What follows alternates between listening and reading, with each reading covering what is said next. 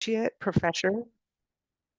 She's an associate professor and physician of pediatric and adolescent medicine, and she holds joint appointments at Seattle's Children's Hospital and Research Institute and the University of Washington School of Medicine. She's also the medical director of the Department of Children and Youth and Families and Juvenile Rehabilitation. She's done over 15 years of research with systems involved with youth, including incarcerated youth and youth in foster care, including a 5-year opioid prevention grant from the National Institute on Drug Abuse. Her role as medical director, she has collaborated with DCYF and JR administrators and healthcare staff to expand access to medications for opioid use disorder and launch the Comprehensive Overdose Prevention Campaign. So we welcome you, Dr. Ahrens. Thanks for joining us, and you can take it away. Thank you very much. And let me just say that I view this as an honor and a privilege to be able to be here. So thank you for inviting me. I hope what I prepared today meets the mark and is of interest to folks. And I am someone who doesn't mind with some in the moment questions as they pop up. So if folks have questions, someone is moderating the chat, so feel free to ask them as we go along, and I will do my best to answer them. So the sort of longer title of my talk today is opioid and overdose prevention in incarcerated and formerly incarcerated young people in the DCYFJR system. And I thought this is a talk that I've given in some form to a few different times, but I tried to adapt it today to really kind of also highlight some lessons that we can learn for community settings, in addition to systems involved young people. You already heard a little bit about me, so I basically can skip this, but I wanted to just say that in addition to my administrative role and my clinical roles, I also spend a lot of time doing research and using this as a tool for advocacy to try and understand how to better support young people who are exposed to early adversity, including and especially those involved in systems like DCYFJR. A little outline of what I'm going to talk about today. First, a little bit of background about drugs, alcohol, teenagers and young people, and overdose in our country, and a little bit of information about Washington State in particular. A little bit of an overview of the JR population for those who aren't familiar. And then I'm going to describe what I call our multi-level opioid and overdose prevention efforts, just the different types of things we've put in place to try to reduce opioids and overdose in the youth that we serve, both while they're in our care and afterwards.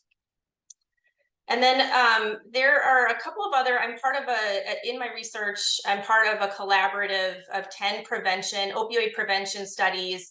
And I have, if time, a brief amount of information on 2 studies that are being led by and focus on folks who are in indigenous communities, and I thought they might be really interesting to hear about. And if folks are interested in getting more information, I can connect you with the principal investigators, the lead researchers of those studies as well. I think it's helpful for those, I don't assume everybody knows the terminology that I'm going to be using. In DCYF, it took me about, 5 years to really understand the terminology of DCYFJR and all the acronyms everyone uses. So trying to shortcut that a little bit for folks who aren't as comfortable with substance use terminology and the treatment terminology. First, DCYFJR stands for Department of Children, Youth and Families Juvenile Rehabilitation System. I'll tell you more about that in a minute. When I talk about youth, I am referring to preteens, adolescents, and young adults aged 12 to 25 years-ish. SUD, which I will abbreviate, is substance use disorder. OUD is opioid use disorder. And MAT or MOUD, a lot of folks still use medication-assisted treatment. There's been of movement towards using medications for opioid use disorder as a term, and these refer to medications that are used to help folks who have addictions to opioids and to help them achieve goals around sobriety and reduction in use of opioids. And then another term that I think is useful to know about just sort of before starting this talk is lacing. And when I talk about lacing, what I mean is when one drug is added to another, and it's usually by someone other than the user. So lacing, for example, of fentanyl into other drugs is the main thing I'm going to discuss today. So just a little bit about current trends in drug and alcohol use in teens.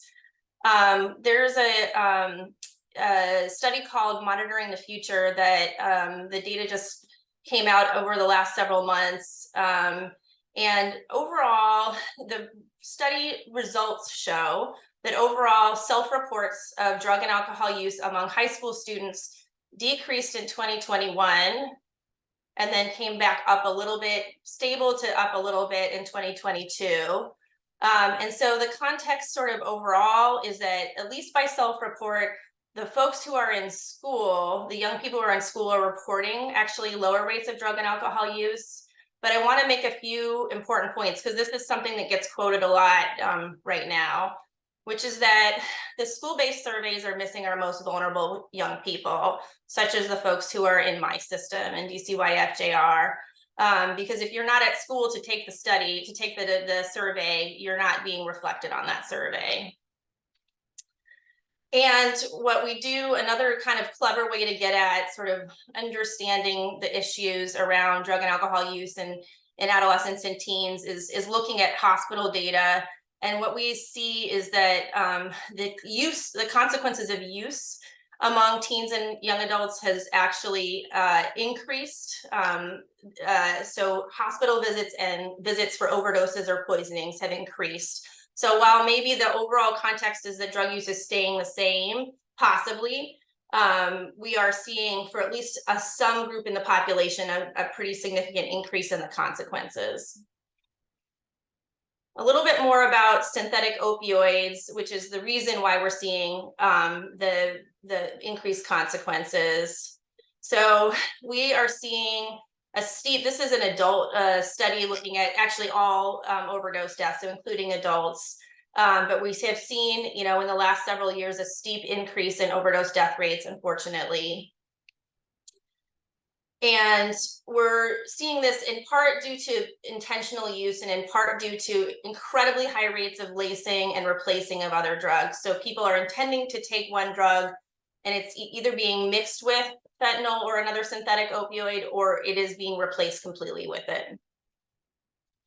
Unfortunately, that includes marijuana and synthetic cannabis or vape pens. And in a state like Washington, a lot of folks who work mostly with adults think, well, it's legal, how could this stuff be laced? Well, if you're working with an adolescent population under age 21, where they don't have access to legal marijuana or cannabis products, they are in a position where sometimes they're getting it from someone who intentionally laces it with the idea of getting them addicted to fentanyl and increasing their profit as a drug dealer.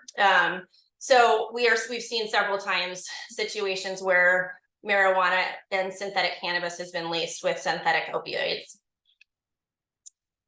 Washington State in particular is not got the highest. The darker the purple is on this, the higher the rates of, the higher the total overdose is. But when you superimpose on that the change in overdose rates, we're one of the highest, if not the, I think we actually are the highest growing state in terms of overdoses in the past year.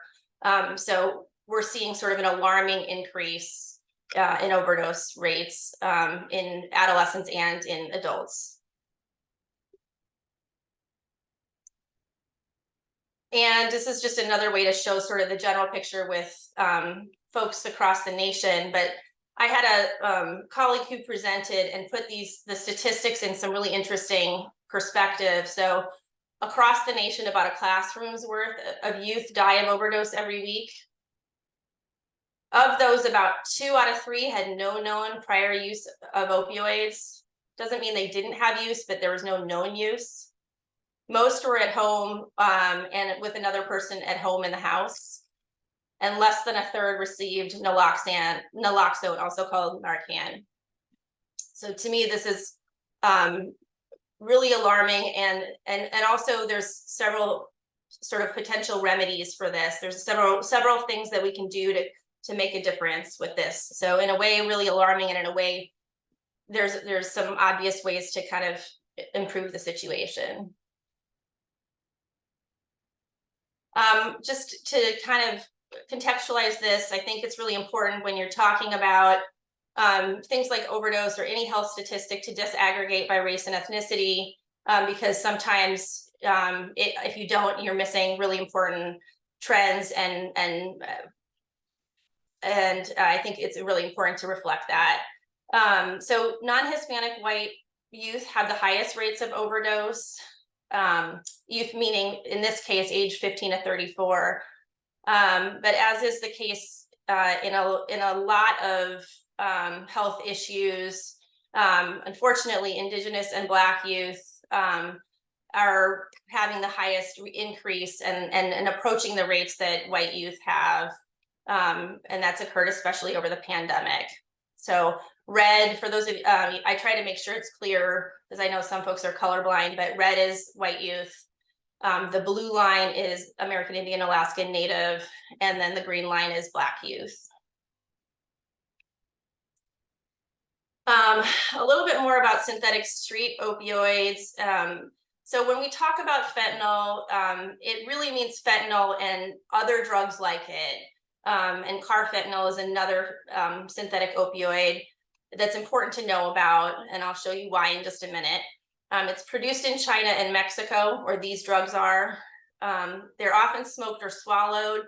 They can be injected, but they're typically not anymore, because people can get enough of a benefit from smoking that injection drug use is actually down significantly. It can also be spiked on bladder paper or snorted. They're all highly potent and deadly. This is what I used to show people.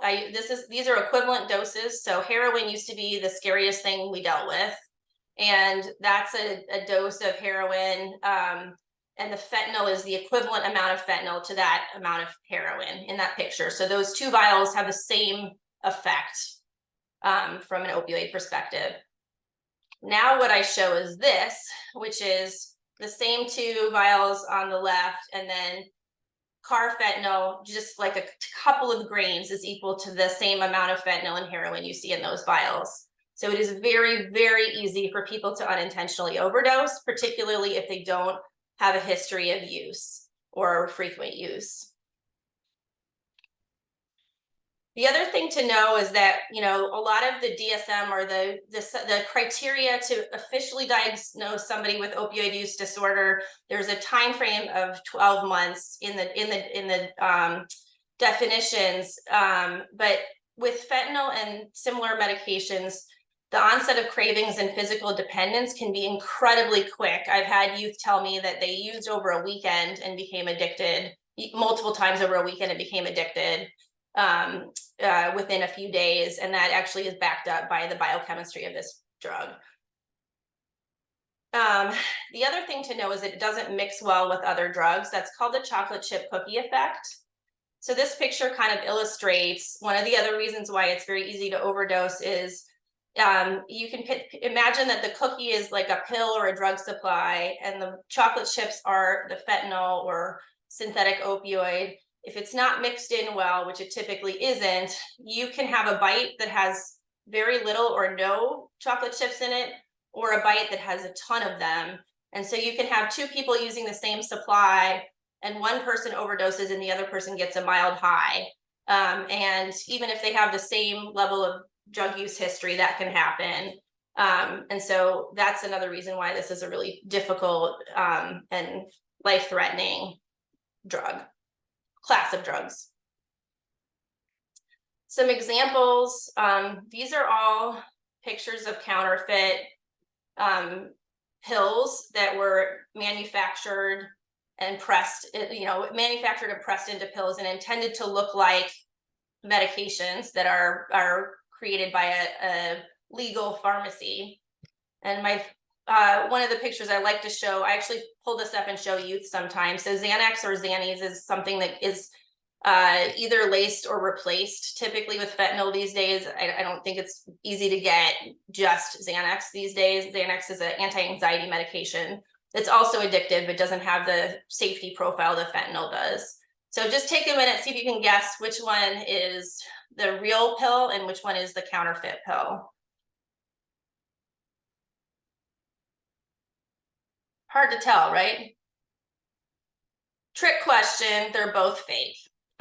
So point being that they're really indistinguishable. They're getting so good at it that it's virtually indistinguishable just by sight from the real pills. And so I make sure youth know this so that they aren't overconfident, or to try to help them not be overconfident about the drugs that they're using. Lacing, which we talked about earlier on, is occurring with all other drugs. That includes marijuana and synthetic cannabis and vape pens, like I said. And it makes it such that many people are unaware that they're using fentanyl or synthetics, at least initially. And the other thing I think it's important is if you have a mixture of drugs, people are using multiple drugs, whether intentionally or unintentionally, it can make it hard to tell when somebody's overdosing exactly. It can make it look kind of not like the classic overdose signs. So many of you may have heard of a drug called Narcan or naloxone. We'll talk more about that a little bit later in the presentation, but the basic rule of thumb is to have it around, and if in doubt, to give it, because it's very safe. And even if it doesn't look exactly like a classic opioid overdose, it's life-saving potentially. You doing okay with the chat? Any questions coming up? Looks like not so far. So far, so good. Okay.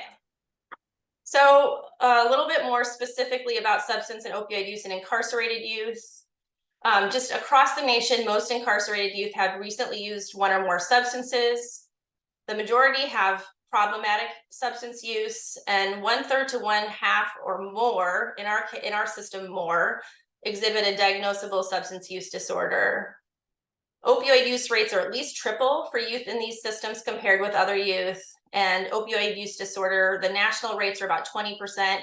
In our system, it's actually somewhere between 1 in 3 and 1 in 4 youth. So we have very high rates of youth who qualify for opioid use disorder if you take out that time frame criteria.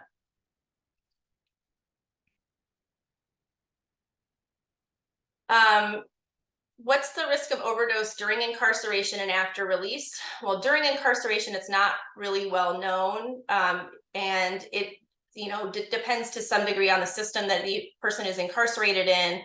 But with drones and like endless creativity, it is impossible to keep drugs completely out of incarceration facilities. So I would say it's not really well known what the overall overdose risk is, and it's not zero. That I can tell you. The overdose risk is after release, and particularly within the first 2 weeks after release. The most recent study shows that it's 50 times higher than in the general population. So the risk is, there's a steep increase in overdose risk right after somebody leaves incarceration. And that's for a few different reasons. One is that people have been abstinent from drugs, or likely abstinent from drugs, while they're in incarceration, so their tolerance level to drugs go down. And if they don't know that and they go back to using the same amount they were using prior to going in, then they have a much higher risk of overdose. I think that's one of the reasons why, and probably the biggest reason why. The other is that for folks who've been incarcerated for a while, the landscape is much different than when they were on the outs in the past. So even 4 or 5 years ago, we were talking about heroin being the biggest threat, and heroin, like we saw, it's about 100 times less potent than fentanyl, and about way less potent than carfentanil. It's a much scarier landscape, and if they don't know that, that's another big risk. And that risk remains higher for the entire year after incarceration.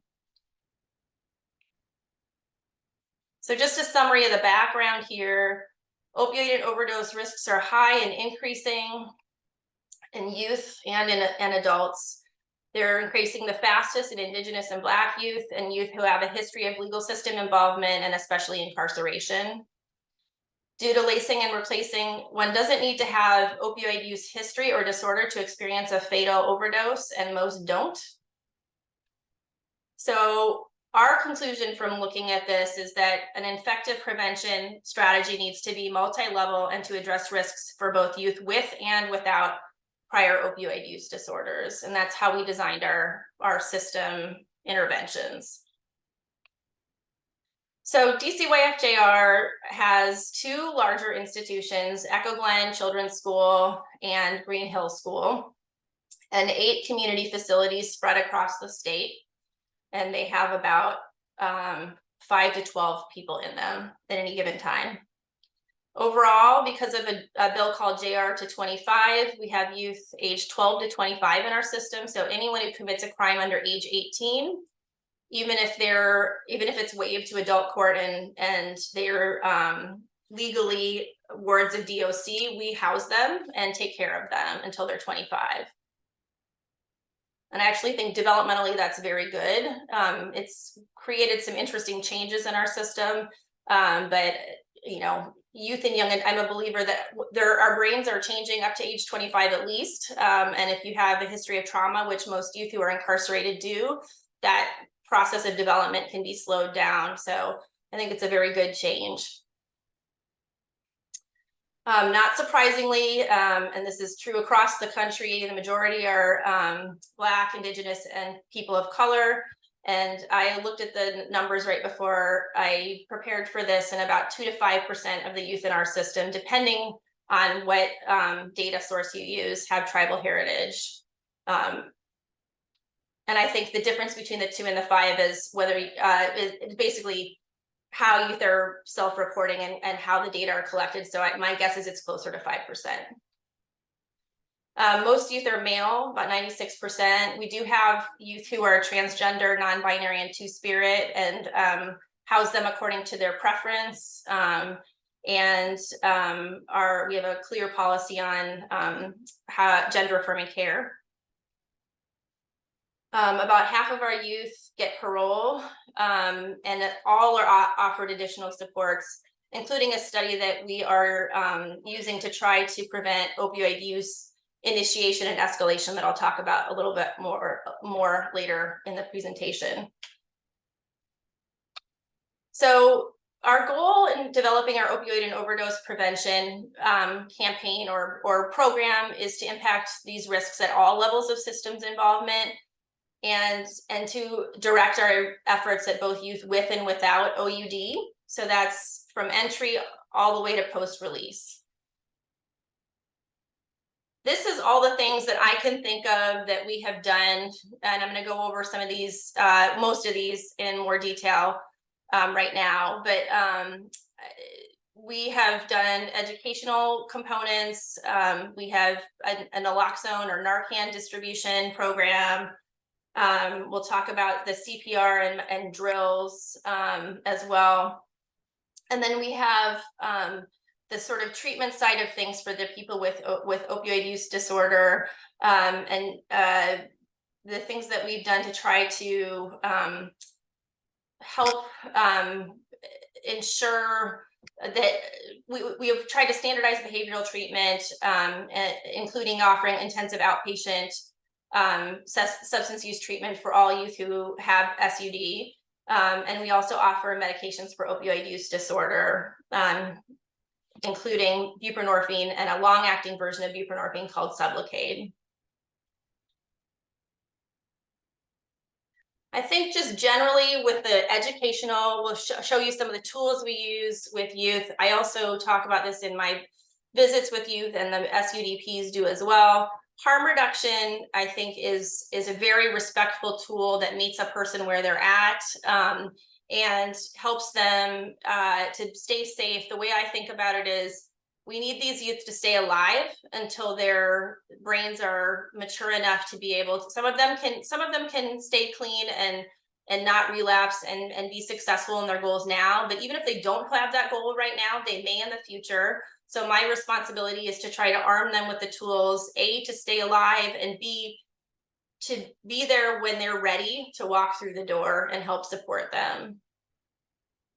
So here are some of the strategies we talk about.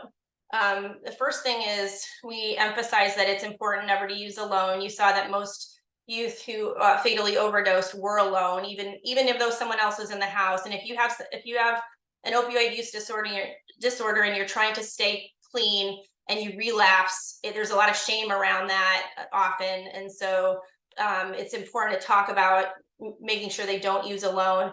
And there is a national line called the Never Use Alone line, and they will actually text with or stay on the line with somebody who's using. And if they don't get a response within a certain time frame, they'll deploy the medics to them. And I think it's kind of a genius strategy. I don't know how much it's used, but I have given it out for youth who report using alone. The other thing that for some of the youth who are not ready to stay clean yet, we've talked about having a designated non-user so that there's somebody who has Narcan on hand, and if they're using, that they can give them Narcan. And I think that some folks might view this as somewhat controversial, but again, the way I frame it is we need to keep them alive. So that's my primary goal. This is one of the most important things we can do for that. I make sure that they know that the only drugs that are for sure safe from lacing are those from a dispensary or a liquor store with intact packaging. We suggest that they carry naloxone and make sure they know to always call 911 if it's used. I have a 17-year-old. I have him carry naloxone when he goes out with friends. I've been doing that. He's been carrying it for about 1.5 years. There are something called fentanyl test strips, which allow folks to test their drugs ahead of use. And so that's another strategy we endorse. And I think the other thing that's important is to know this Good Samaritan laws where someone lives. So in Washington State, the person who aids a suspected overdose victim nor the victim can be prosecuted for minor drug possession when someone calls 911.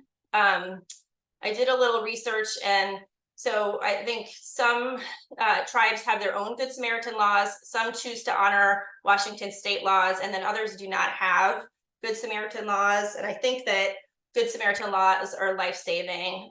So just I think it's important to know the landscape on this front where you live. These are some of the examples of the educational materials. We have posters up in every facility and in our larger facilities in multiple places, so that when kids are bored waiting to see a healthcare provider or just hanging out in their units, they can read these posters. And they talk about the classic signs of overdose and what you should do if you have an overdose. And then we hand out wallet cards that also talk about overdose prevention. This is a picture of naloxone. It's not the best picture, also called Narcan. It's very easy to use. It is also the safest medication. I scoured the literature to try and find a single case of an allergy or any kind of adverse reaction to Narcan, and I can't find it. There's even a statement from the National Allergy and Immunology Association saying that they can't find anything either. And so it's basically the safest medication in existence. And you just spray it in one side if someone's overdosing, and then call 911, and then 2 minutes later spray it in the other nostril. There is a standing order for it in the state, and so anybody can obtain this who is either at risk of overdose or around somebody who has a risk of overdose, which is basically 100% of people in Washington State. So anyone can get Narcan, and there's a lot of, if you Google Washington State free naloxone, you can easily find resources. And I will also send a version of the slides that has a way you can quickly link to that.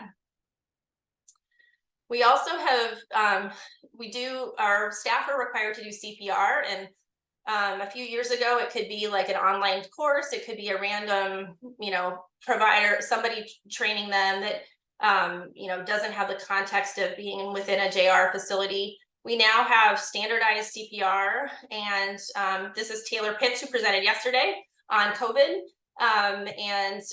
She is one of our nurse administrators, and she does an amazing job and integrates naloxone or Narcan use within the CPR training. So help, call 911. You and in the first few steps of CPR, you're giving the Narcan, because again, it's not going to hurt anyone, and it is very, very likely to be life-saving. Sorry, I'm getting my computer wants to restart, so I'm trying to snooze it. Okay, it's not going to be within the next few minutes, so I think I'm good. So we transitioned so that either Taylor, one of the other nurse administrators, Troy Wassman, or somebody they've trained does the CPR instruction. And a lot of times there's CPR places will sometimes have an naloxone module that they just put as separate. We've actually integrated it right into the main training. And a good kind of rule of thumb is in our facilities, get the fan, their first aid kit, the AED, which is the assistive device that helps you shock somebody if they need it, and then Narcan. We also do drills that include residents and staff 1 to 4 times per year. Our residents are actors, and they get really into it. And a lot of them have experienced overdose in their lives and talk about feeling really empowered and glad that the staff are being trained on how to deal with the situation. We also have had residents participate in our CPR training, and actually a couple are becoming instructors, and before they leave, we'll probably start teaching our staff CPR, which I think is incredibly cool. We do the drill at a location. There's a write-up, there's specific objectives, and then they get feedback so that it's more automatic if an emergency happens in real life. We also have developed proactive screening procedures, including, this is something that's interesting, a lot of hospitals still don't test well for synthetic opioids. They test for medical grade fentanyl. So we have changed to a company that can test for street synthetic opioids and other scary drugs like xylazine, which I think there was a talk on yesterday too, or maybe this morning, and synthetic cannabis. And we're also doing a lot more increased screening of both visitors and staff, and also to try and find contraband, which I think is really important. We have a critical incident review team that reviews all major incidents and tries to look for, it's kind of a quality improvement approach to look for the lessons learned. And I think this is a really, you can pretend that the issue is not here, or that the risk is not here, or you can actually address it and develop a system that when something, contraband is discovered, is looking at how to prevent that next time. And I think we're firmly in the second category, and I'm very proud of that. So kind of moving on, I'm going to talk a little bit now about our medications for opioid disorder program, and just a little bit more so that we're all on the same page about what that means. Just checking my time. It's the use of medications in combination with counseling and behavioral therapies, and sometimes without actually that piece, to provide a whole patient approach to the treatment of substance use disorders. That's kind of the original definition.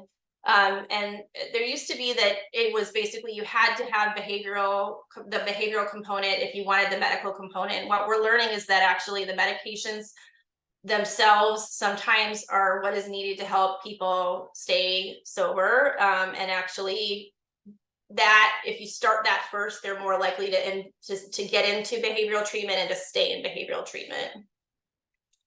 The medications include things like buprenorphine. Other names for that are Suboxone or Sublocade, naltrexone, which is also called Vivitrol, and methadone, which we do not use in JR.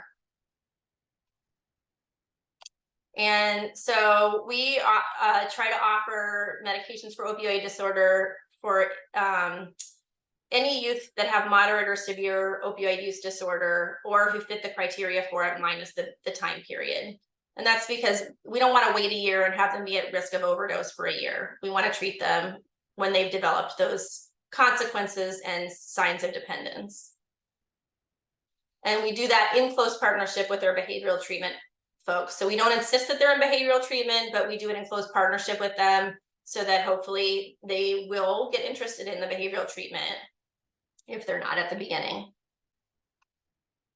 And I just want to make the point that behavioral treatment and medications have very different effects on the brain and different goals. So behavioral treatment help people learn new behaviors and manage their environment. And medications for opioid use disorder help prevent withdrawal and reduce the biologic drive for drug use. I don't know if anybody's been in front of the TV and said, I'm not going to take another bite of that, or I'm not going to eat another handful of popcorn, and before you know it, it's in your mouth. That's like that automatic kind of biologic drive. And imagine having that for a drug like fentanyl. It's very, very difficult. And having medications can support them in reducing that drive and being much more successful. Just to be blunt, these medications reduce deaths. And they even make them, people who are on medication assisted treatment, or if you look at the top is the general population, the middle is no treatment, and the medication assisted group is pretty close to the general population group. It's not the same, but it drastically reduces the risk. It also increases, I'm not going to go into detail on this slide, but basically the point of this slide is that it increases the likelihood that people will stay in treatment. So if you have medications, you're much more likely to stay in behavioral treatment as well. In addition to using a by mouth or sublingual form of buprenorphine, I've become a big fan of a medication called Sublocade, which is a long-acting injectable form of buprenorphine, and it's something that's been a great tool for some of our youth. It's really hard for youth to remember, anybody actually, to remember to take daily medications. Adolescents are notoriously not great at that. And then you add having to sort of recommit to sobriety on a daily basis and taking that medication, and that can make it even more difficult. So this is a monthly shot that is, it's actually a liquid when you inject it, and it turns into a solid. So it's like an implant once it gets into the body. And it basically makes it, you can't share it with somebody. One of the concerns people sometimes have with the by mouth form is somebody could give it to another person, and that's called diversion. It keeps the blood levels more even compared with the by mouth version, and it just actually like gets them above this. The red line is a threshold over which cravings are more likely to be reduced and overdose risk is drastically reduced. So it keeps them above that line, whereas with the by mouth version, they can dip down below that level sometimes.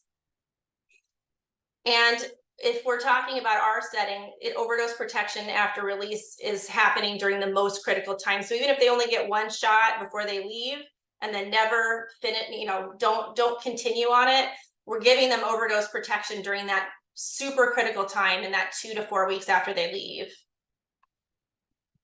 And it is also reduces if they stop it, because it's slowly leaving their body, the withdrawal symptoms are a lot less or not at all. The last thing I want to share from our kind of campaign or multi-level program is the POST study.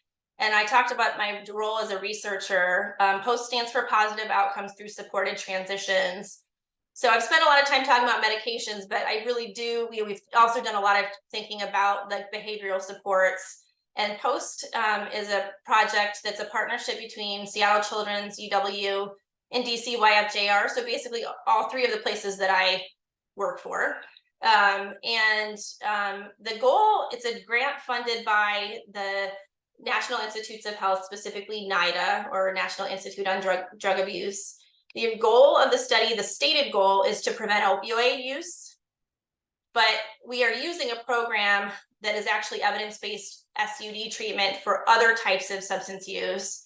And so we basically used this grant. We wrote the grant with the idea of okay, we'll study it as a prevention, but in the meantime, we're giving treatment as youth leave to all these youth who have substance use disorders. So that was the main reason why, as a group, we all decided to write the grant. And I think also really important is we use a resilience-based approach of supporting pro-social relationships and activities. And you don't have to have a substance use disorder for this content to be applicable to them. Do I have till 1:50 or do I have till 2? Just out of curiosity. 1:50, and then also a little bit of time for questions. Great. Thank you. So in the post, we use the adolescent community reinforcement approach with assertive continuing care, and that acronym, ACRA ACC, is a mouthful, and I feel like I wish maybe they named it something different, but it's a great program. And it's behavioral skills, like I said, evidence-based for SUD treatment, and it has like the classic version of it has about 10 sessions with youth. They can have sessions with a caregiver or natural support, and then a couple sessions with both together, and the youth get to choose whether they want to include a natural support person or caregiver. It is really focused on helping youth build pro-social relationships and activities to make non-use more rewarding than use. So really like helping them get a job, find activities they like to do, reconnect with positive friends, strengthen their relationship with their family members, all the things that we all need to be able to be successful. And the case management or ACC part of this, one of the reasons why we chose this package is that it's home visits with active linkage to resources, but it's very assertive. So if a youth is starting to ghost and not connect, then the interventionist goes to the person's house and says, hey, just check in. You haven't been connecting. I'm wondering how you're doing. So like, whereas many clinical programs would step back and let the person just sort of fade away, this program actively goes and tries to reconnect. And I think that's one of the things that makes it successful. We have included, in addition, in our curriculum, some trauma skills stuff. So we're not going over their trauma histories, but helping them with some skills on how to recognize signs that they're responding from their trauma and to find a healthy way to respond to that. And then we use some motivational interviewing techniques, which help us really connect with the youth, meet them where they're at, and help us engage them and get them to participate and also stay in the study, in the program. So we're testing kind of 2 different versions of this, and this is not really that important, but the idea is that by the end of the study, we'll know what works and at which time. So the coaches meet them before they leave, and then about a month after they leave, they get reassessed, and they might get flipped into the higher or lower intensity group. And we're learning from that the best sort of most cost-effective and effective way of supporting our youth, which this was designed by a fancy statistical person that's smarter than I am. And I think it's been a really successful mostly because we don't have the results yet, but 3/4 of the youth are participating. So of the youth, it's a voluntary research project, and 3/4 of the youth who we approach are saying yes. And most of those youth are staying engaged through the whole curriculum. They may not get every session, but they're staying engaged enough that we're able to collect the 3-month survey, which to me says that our coaches are being very successful. We have, with state funding, we're expanding it now to include youth with moderate to severe opioid use disorder. So all youth in the system, not just the ones that we're trying to prevent opioids in now, all youth will be able to benefit from the program. And JR has been pleased enough with how it's working that they're going to self-fund this year and are looking for permanent funding. We also have additional grant funding that we got we're going to talk to folks and try to develop additional strategies for overdose prevention. 3 more minutes. I think we're good. So summary of our approach is that we are using multi-level efforts targeting youth with and without opioid use and staff. And it's a combination of education, skills development, case management support, and medical interventions. I think the University Children's Hospital agency partnership is allowing for some unique opportunities. And we will continue to add components over time and continue to take a quality improvement approach, because it's an ever evolving issue. And I think you just can never do enough for overdose prevention. I wanted to also, I think I said this at the beginning, there's a couple of other projects that are part of this great group of 10 projects across the whole country that are focused on opioid prevention. And we have two, like I said, that work with indigenous folks or tribes. And I wanted to really quickly talk about those. The first is called Takuna, and they work with urban American Indian Alaska Native youth aged 18 to 25 years. And the second is a project run by the Cherokee Nation, and they work with schools in rural Oklahoma. Takuna is a study that has group-based motivational interviewing. So they actually initially intended it to be in person, but switched to Zoom because of COVID. And now they're taking a national population and they're doing these Zoom groups. They have a focus on traditional practices, including exercises and discussions around cultural identity, some cooking lessons, which you can see in the pictures, and prayer and wellness circles. And then the Cherokee Nation project, like I said, is in schools, and they actually are working with 20 high schools, and they start with youth at age 15 and have a couple of different components: family action kits, which are mailed to families and distributed through schools and community organizations. And then they have screening and brief intervention, again with motivational interviewing, and that's another component. So just interestingly, I thought it was interesting. So POST is part of this collaborative, and then these two projects, all three are using strategies that are outside of traditional medical or substance use treatment settings. All three projects have some motivational interviewing integrated into them. And then all of them are using a resilience-based approach where we're looking to bolster identity, self-efficacy, and connections with positive folks. And that's it. Thank you very much. Thank you, Dr. Ahrens. That's such an important topic. We really appreciate what you're doing. Any questions? Great eye-opening. I thought it was a nice post from Corey Campbell. There was a podcast episode posted in the chat. Great.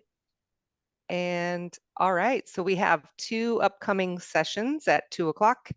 One is regarding the ICWA policy and procedures updates, the new policies that are going to be rolling out in the next most likely fall is the plan. And then we have also on track 2 is Two-Spirit 101, colonization and indigenous queer identity. So hopefully we'll see you back here, and feel free to click on the link. And it looks like there is one question: is the project available for non-Native American? I was just going to put my email address in the chat, and we can follow up. I'm not sure which of the 3 projects you're talking about, but absolutely happy to follow up and talk to you. So here is my email. Actually, I just put my DCYF one, but I'm going to put my Seattle Children's one because I answer that one much more quickly. Hold on.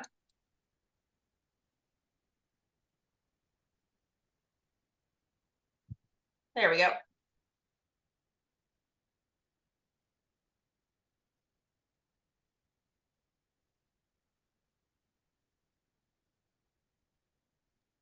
Great. Thank you, Dr. Ahrens. Okay, Thank we'll you. take a short break, and we'll see you hopefully at 2 o'clock.